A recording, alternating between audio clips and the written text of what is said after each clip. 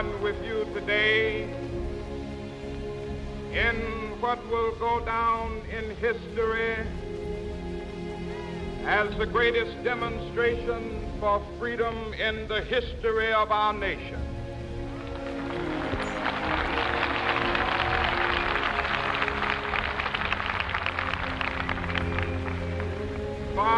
Score years ago, a great American in whose symbolic shadow we stand today signed the Emancipation Proclamation. This momentous decree came as a great beacon light of hope to millions of Negro slaves who had been seared in the flames of withering injustice. It came as a joyous daybreak to end the long night of their captivity. But 100 years later, the Negro still is not free.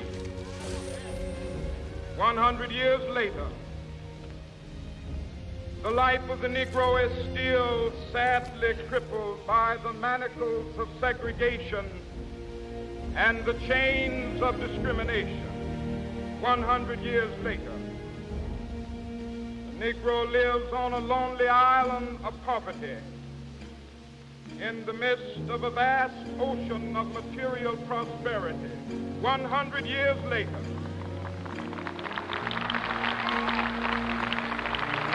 the Negro is still languished in the corners of American society, finds himself in exile in his own land. So we've come here today to dramatize a shameful condition. In a sense, we've come to our nation's capital to cash a check. When the architects of our republic wrote the magnificent words of the Constitution and the Declaration of Independence, they were signing a promissory note to which every American was to fall heir. This note was a promise that all men, yes, black men as well as white men, would be guaranteed the unalienable rights of life, liberty, and the pursuit of happiness. It is obvious today that America has defaulted on this promissory note insofar as her citizens of color are concerned. Instead of honoring this sacred obligation, America has given the Negro people a bad check, a check which has come back marked insufficient funds.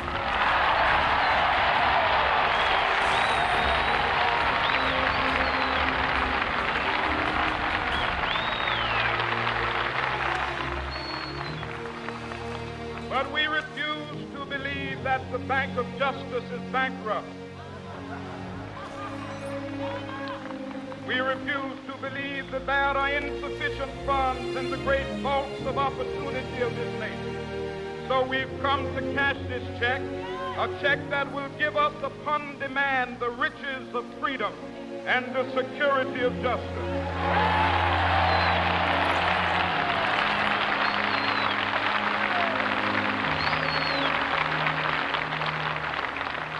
We have also come to this hallowed spot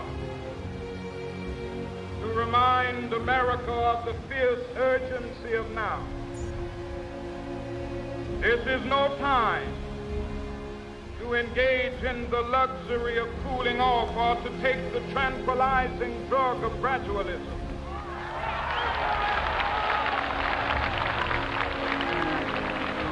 Now is the time to make real the promises of democracy.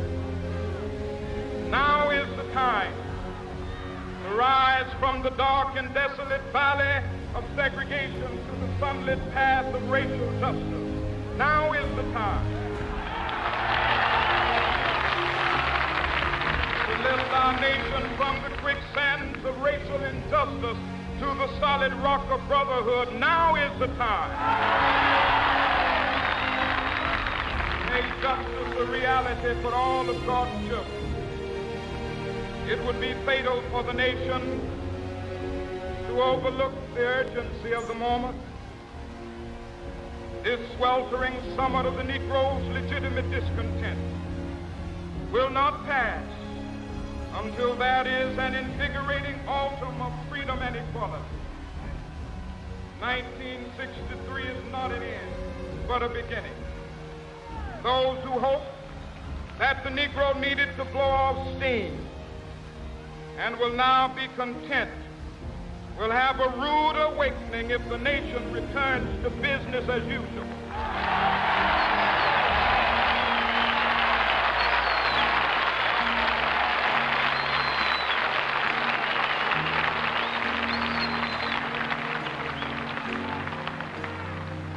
There will be neither rest nor tranquility in America till the Negro is granted his citizenship rights. The whirlwinds of revolt will continue to shake the foundations of our nation until the bright day of justice emerges. That is something that I must say to my people who stand on the warm threshold which leads into the palace of justice. In the process of gaining our rightful place, we must not be guilty of wrongful deeds. Let us not seek to satisfy our thirst for freedom by drinking from the cup of bitterness and hatred.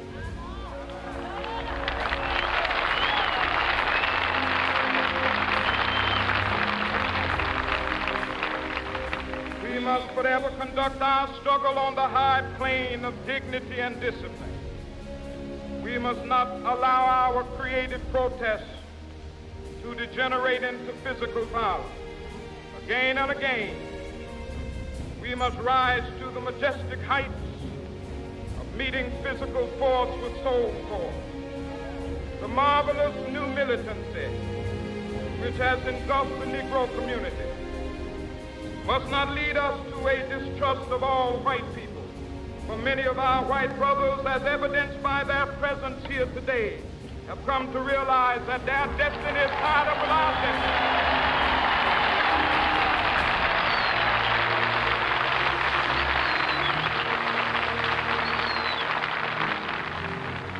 They have come to realize that their freedom is inextricably bound to our freedom. We cannot walk alone. As we walk, we must make the pledge that we shall always march ahead. We cannot turn back. There are those who are asking the devotees of civil rights, when will you be satisfied? We can never be satisfied as long as the Negro is the victim of the unspeakable horrors of police brutality. We can never be satisfied as long as our body is heavy with the fatigue of travel, cannot gain lodging in the motels of the highways and the hotels of the city.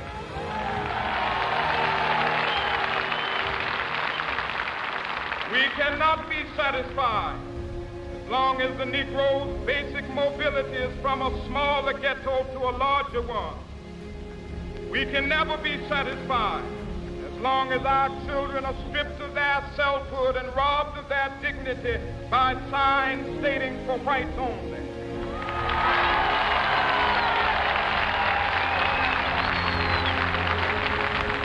We cannot be satisfied as long as a Negro in Mississippi cannot vote and a Negro in New York believes he has nothing for which to vote.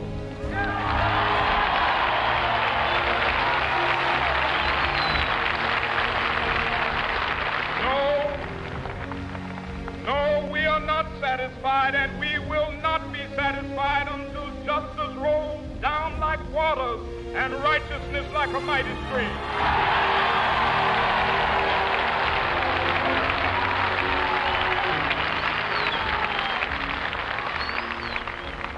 I am not unmindful that some Some of you have come here out of great trials and tribulations.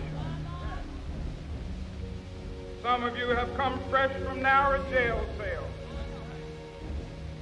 Some of you have come from areas where your quest for freedom left you battered by the storms of persecution, staggered by the winds of police brutality.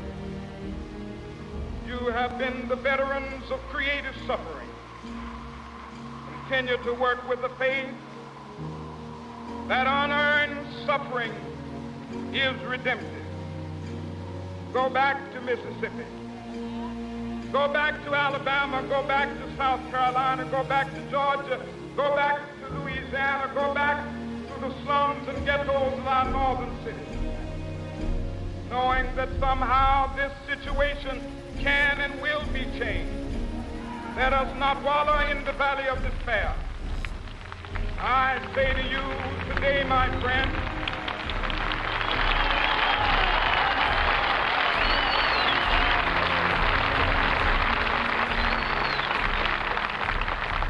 so even though we face the difficulties of today and tomorrow, I still have a dream. It is a dream deeply rooted in the American dream. I have a dream that one day this nation will rise up, live out the true meaning of its creed. We hold these truths to be self-evident, that all men are created equal.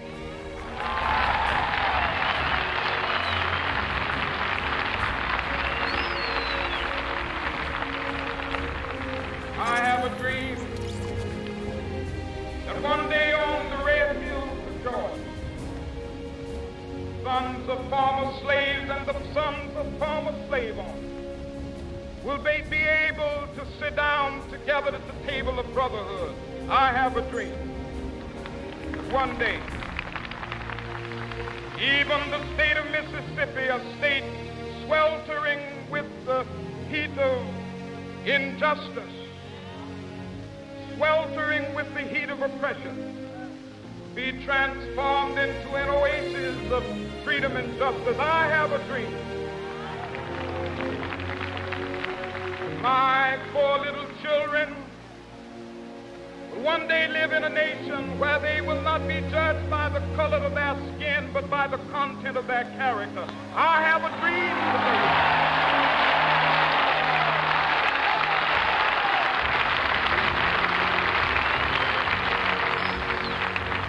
I have a dream that one day down in Alabama, with its vicious racists, with its governor having his lips dripping with the words of interposition and nullification, one day right there in Alabama, little black boys and black girls will be able to join hands with little white boys and white girls as sisters and brothers. I have a dream today.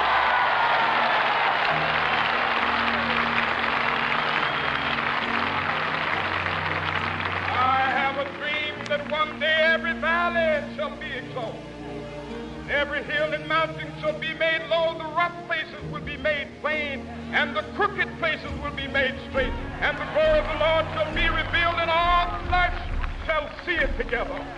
This is our hope. This is the faith that I go back to the South with. With this faith, we will be able to hew out of the mountain of despair a stone of hope. With this faith, we will be able to transform the jangling discords of our nation into a beautiful symphony of brotherhood. With this faith, we will be able to work together, to pray together, to struggle together, to go to jail together, to stand up for freedom together, knowing that we will be free one day.